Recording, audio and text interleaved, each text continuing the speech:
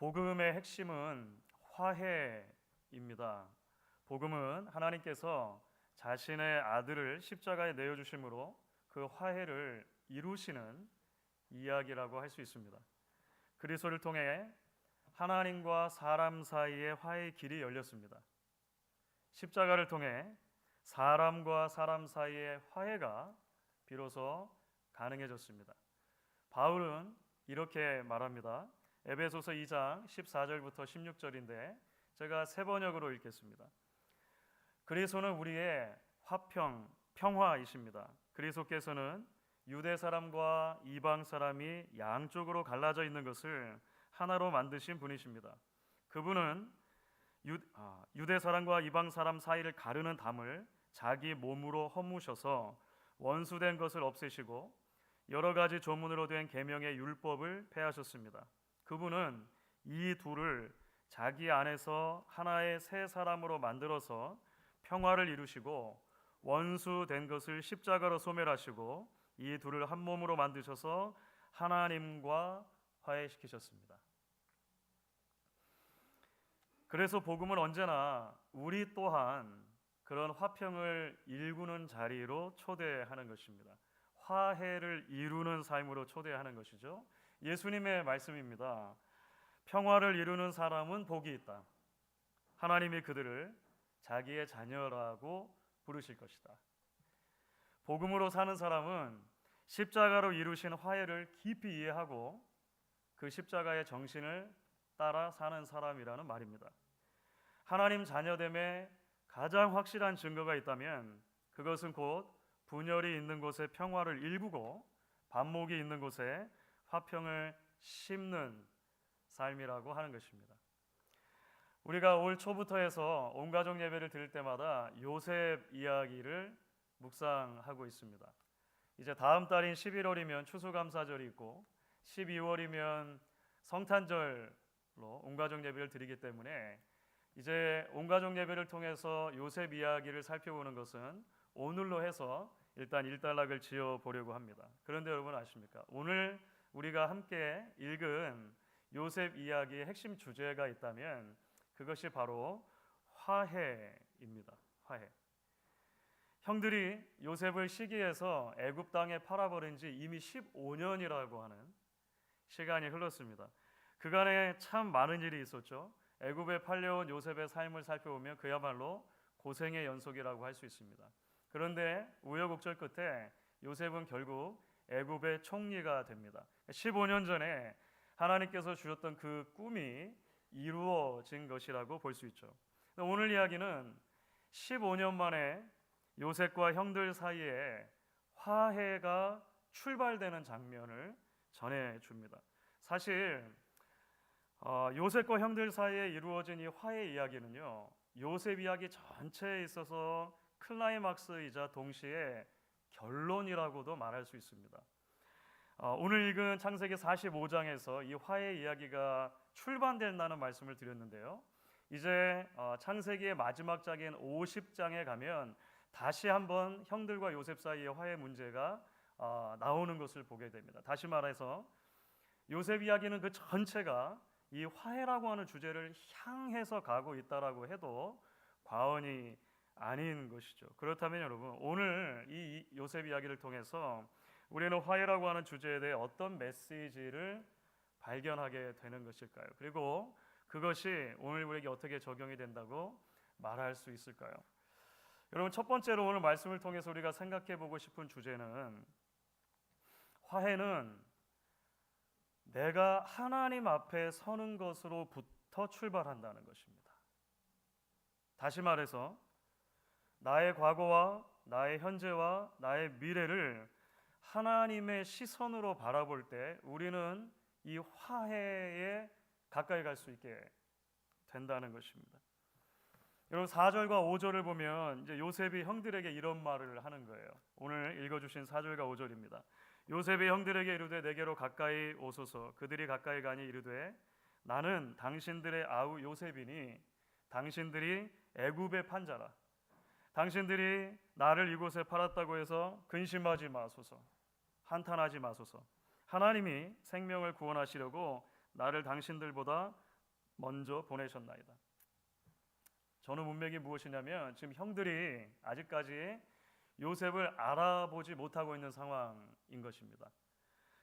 애굽을 비롯해서 가나안 전역에 아주 심한 기근이 들었거든요. 그것을 견디다 못해서 야곱이 이제 아들들을 애굽 땅으로 보냅니다. 애굽에는 그래도 양식이 있다는 소식을 들은 거예요. 양식을 구하러 보낸 것입니다. 요셉은 자신을 찾아온 형들을 한눈에 알아봐요. 하지만 형들은 요셉을 전혀 알아볼 수가 없었습니다. 그도 그럴 것이 요셉은 지금 애굽의 2인자입니다. 애굽의 총리이고 자리도 높은 자리에 앉아 있었겠죠. 사실 다 말씀드리지 않았지만 창세기 42장부터 44장을 보시면 요셉의 형들이 사실 두 차례에 걸쳐서 애굽을 방문하게 됩니다. 그때마다 요셉이 조금씩 형들을 시험하기도 해요. 조금씩 아버지의 안부, 그리고 친동생, 어머니가 같은 동생인 베냐민의 안부를 묻기도 합니다. 어쨌든 이런 여러 과정을 통해서 지금 형들이 두 번째로 전체가 다 요셉 앞에 서 있는 것입니다. 형들이 요셉을 알아보지 못했거든요. 요셉이 더 이상 자신의 정체를 감출 수 없는 어떤 상황까지 오게 됐어요. 그래서 결국 자신을 밝히면서 이렇게 말을 시작하는 거예요. 나는 당신들의 아우 요셉이니 당신들이 애굽의 판자라. 사실 형들의 심정을 생각해 보면 여기까지 들었을 때 형들의 마음이 어땠을까요? 그야말로 심장이 철썩 내려앉았을 것 같지 않습니까? 형님들, 사실 제가 요셉입니다. 형님들이 15년 전에 애굽에 노예로 팔아넘겼던 바로 그 요셉 말이죠.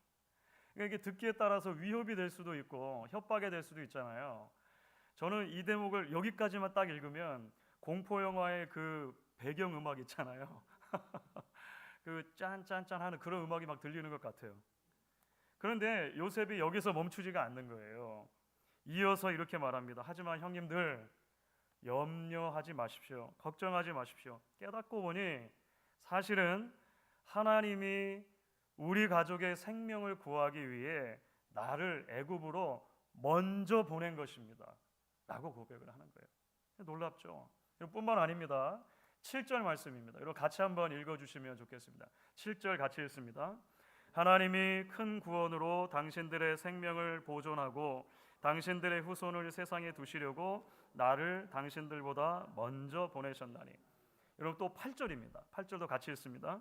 그런즉 나를 이리로 보낸 이는 당신들이 아니요 하나님이시라. 하나님이 나를 바로에게 아버지로 삼으시고 그 온 집의 주로 삼으시며 애굽 온 땅의 통치자로 삼으셨나이다. 여러분 놀랍지 않습니까? 요셉이 형들에게 말하는 모든 내용의 주어가 온통 하나님인 거예요. 온통 하나님. 그렇습니다, 여러분. 이 요셉의 고백이 비로소 요셉과 형들 사이에 화해가 이루어지게 하는 출발점이 됩니다. 그러니까 요셉 한 사람이 자신의 인생의 주어를 자기 자신에서 하나님으로 바꾸면서 이 변화가 시작이 되는 것입니다. 사실 요셉 이야기 전체로 볼 때 요셉은 어마어마한 피해자입니다. 피해자.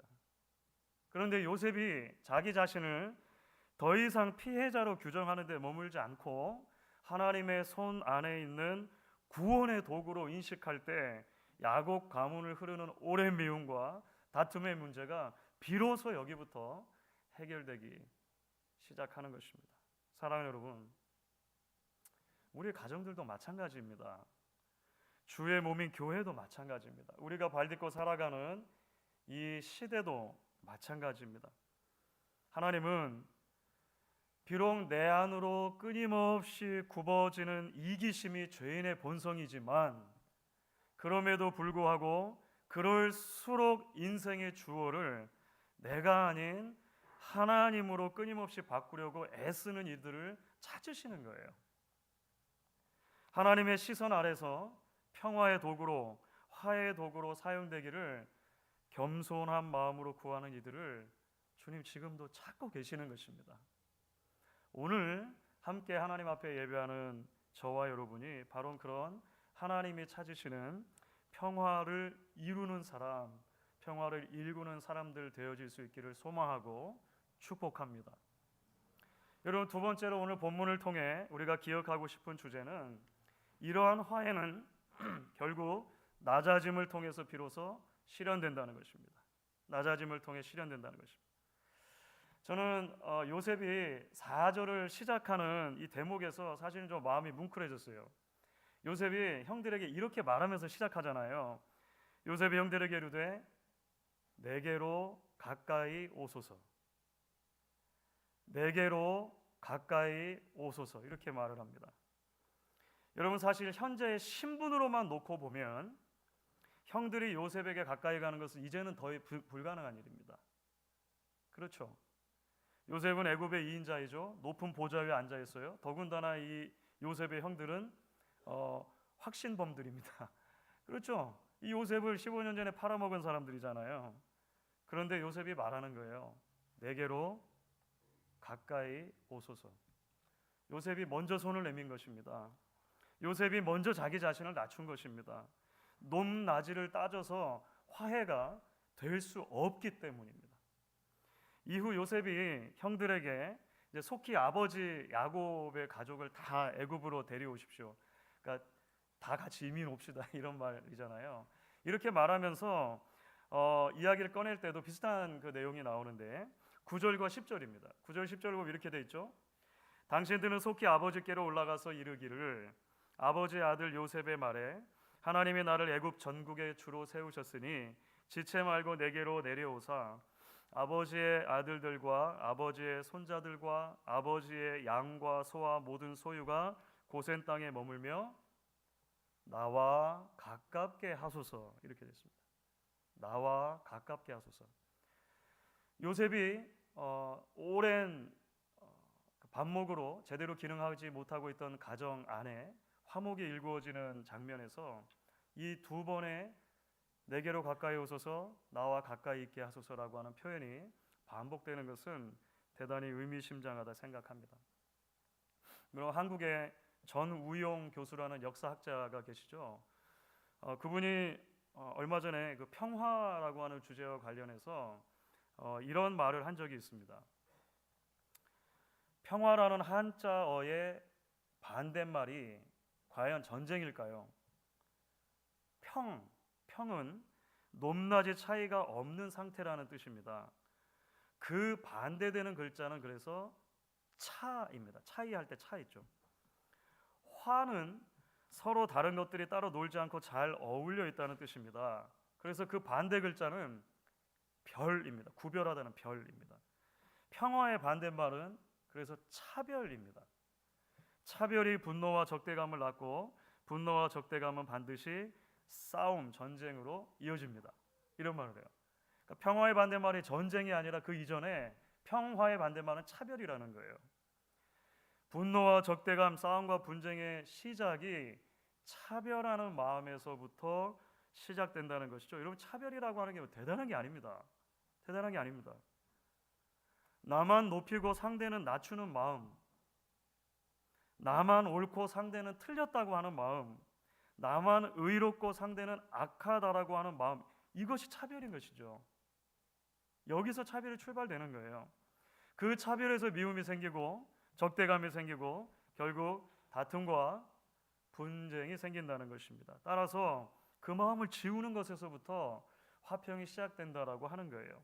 화해가 실현된다라고 하는 것입니다. 그런데 여러분 아십니까? 바로 그것이 예수님께서 하신 일입니다. 하나님께 도저히 가까이 갈 수 없는 죄인들, 우리가 하나님께로 먼저 나아갈 수 있는 자격이 전혀 없을 그때에 우리를 구원하시기 위해 예수님께서 이 땅 가운데로 내려오시는 이야기가 복음의 핵심입니다. 우리가 잘 아는 말씀이죠. 빌립보서 2장 6절부터 8절 말씀입니다. 우리 같이 한번 빌립보서 2장 6절부터 8절을 같이 읽겠습니다. 그는 근본 하나님의 본체시나 하나님과 동등됨을 취할 것으로 여기지 아니하시고 오히려 자기를 비워 종의 형체를 가지사 사람들과 같이 되셨고 사람의 모양으로 나타나사 자기를 낮추시고 죽기까지 복종하셨으니 곧 십자가에 죽으십니다. 아멘. 여러분, 그렇기 때문에 바울의 권면처럼 우리는 이 예수의 마음을 품어야 하는 것입니다. 마음을 같이하여 같은 사랑을 가지고 뜻을 합하여 한 마음을 품으려면 누군가는 곁을 내주며 먼저 이렇게 말할 수 있어야 하는 거예요. 이리 가까이 오소서. 이리 가까이 오소서. 다툼이나 허영이 아닌 겸손한 마음으로 자기보다 남을 낮게 여기려면 누군가 먼저 이렇게 손을 내밀 수 있어야 합니다. 나와 가깝게 하소서. 몇 차례 소개해드렸던 마가렛 엘리자벳 생스터라는 그 미국 시인인데 태만의 죄라고 하는 시가 있습니다.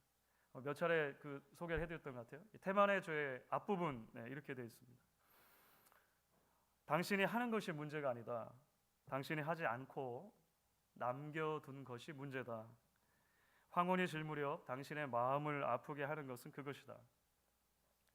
잊어버린 부드러운 말, 쓰지 않은 편지, 보내지 않은 꽃, 밤이면 환영에 시달리게 하리라. 이 뒷부분에 조금 더 있긴 합니다. 그럼 신앙인은 우리도 그럴 때가 있죠. 그럴 때가 있습니다. 내가 먼저 손을 내밀어야 했는데, 내가 먼저 화해했어야 하는데, 내가 먼저 다가갔어야 했는데, 곁을 내줬어야 하는데 후회의 마음이 들 때가 종종 있습니다. 내가 하는 것이 문제가 아니라 내가 하지 못했던 것들이 자꾸만 우리를 헌팅합니다. 따라옵니다. 사랑하는 여러분, 그때 우리가 기억할 수 있으면 좋겠습니다. 저와 여러분을 구원하시기 위해 하나님은 아들을 보내주시는 것을 주저하지 않으셨습니다. 우리 죄를 사하기 위해 우리 주 예수님께서 자신을 십자가 위에 그 전체로 드리는 것을 머뭇거리지 않으셨습니다. 우리가 받은 사랑의 크기는 후회하심이 없는 사랑이라고 하는 것이죠. 그리고 오늘 바로 그 사랑이 바울의 말과 같이 우리를 강권하시는 것입니다. 오늘 말씀을 붙들고 비록 쉽지는 않지만 우리가 발딛고 살아가는 모든 자리에서 화평을 누리고 화평을 일구고 화해의 도구 되는 사람으로 서는 저와 여러분 되실 수 있기를 주의 이름으로 간절히 축원하겠습니다.